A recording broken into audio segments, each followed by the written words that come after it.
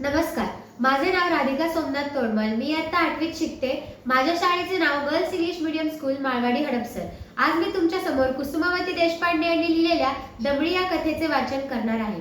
2:30-3 वाजण्याची वेळ. बर्डीच्या बाजाराच्या कोपऱ्यावर एक सार्वजनिक तळ होता व त्याच्या पलीकडे चिंचेचे एक विस्तीर्ण झाड होते. त्याच्या खाली दमडी निजली होती. त्या झाडाच्या वाकड्या तिकडे पसरलेल्या जीर्ण मुळ्यांवर तिने डोके ठेवले होते. धुळीने धुसर झालेल्या तिच्या जिपऱ्या कपाळावरून गालांवर लोंबल्या होत्या.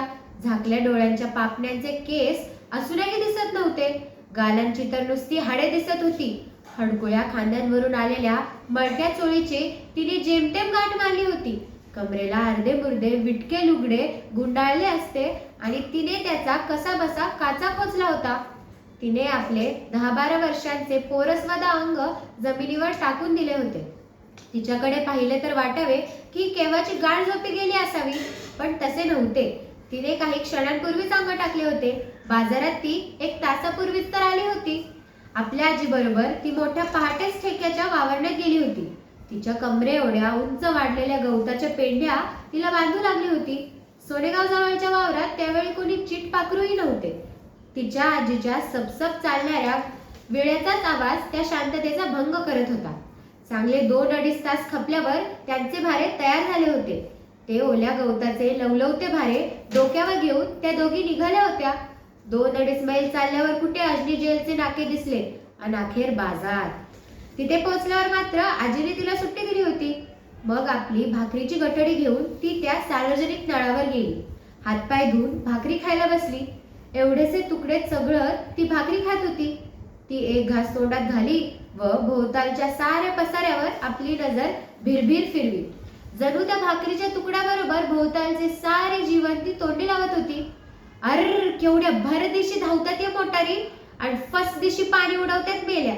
ती नाही का गोप्याची माय, भल्ली भरली टोपली भेंड्यांनी, आणि त्या मोटारी तर अशा भारी अवघा रस्ता भरून टाकतात.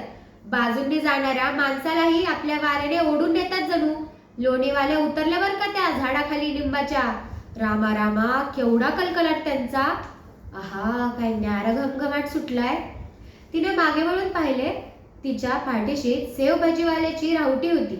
शेवेचा असा चरचरीत घाणा घातला होता त्याने.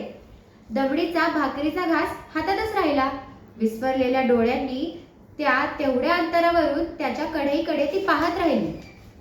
कोणीतरी मुंडासेवाला बाबा आला. त्याने 2 पैसे दिले. कागदात मूठ भरून शेव घेतली. पलीकडे 4 हातांवर जाऊन तो खात बसला. दमडीने सावकाशपणे डोळे वळवले. आपल्या भाकरीच्या फटकुऱ्याकडे पाहिले व हळूच हात उचलून तोंडात घातला. तिच्या जिभेवर जणू शेवेचे तुकडे फिरत होते. भाकरी खाऊन झाल्यावर तिने उठून आपले फटकूर झटकले. नळावर जाऊन कोपऱ्यापर्यंत पाण्याचे ओघळ घळाघळा जाई तोपर्यंत ती ओंजळीने पाणी प्यायली. फटकुरालाच हाततोंड पुसून चिंचेच्या झाडापाशी आली. मग तेच फटकूर चुंबळीसारखे उशाशी घेऊन झाडाच्या मुळांवर डोके ठेवून झोपली. तेवढ्यात तिला स्वप्नात आजी दिसली. तिच्या मागे जायचे ना. आजी तर फाटकातून आत चालली. चला चला, बंगल्यावर चंदी आहे वाटतं. दमडी फाटकातून आत शिरली. मागले दार उघडले गेले. दमडी भारा सावरीत गोठ्याकडे गेली. आजी भारे सोडत होती. तोवर दमडी गोठ्याच्या खांबाशी टेकून उभी राहिली. पण तिची दृष्टी स्वयंपाकघराच्या खिडकीतून आत शिरली. रसरशीत निखारे पेटले होते. त्यांची ऊब तिच्या दृष्टीला देखील जाणवत होती. अरेच्चा, कुणीतरी भाकरी भाजतंय वाटतं. आणि भाजल्या जाणाऱ्या भाकरीचा केवढा खमंग वास पसरला होता. तेवढ्यात तिच्यापेक्षा 1-2 वर्षानेच लहान असलेल्या मुलीचा आतून आवाज आला. माझ्या भाकरीवर दूध पाहिजे, दूध. पाहूया तरी. पण आजी तर फाटकातून बाहेर पडली. म्हणून दमडीही निघाली.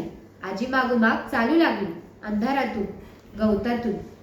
पण त्याच वेळी दमडे दमडे तिच्या आजीच्या हाका आल्या.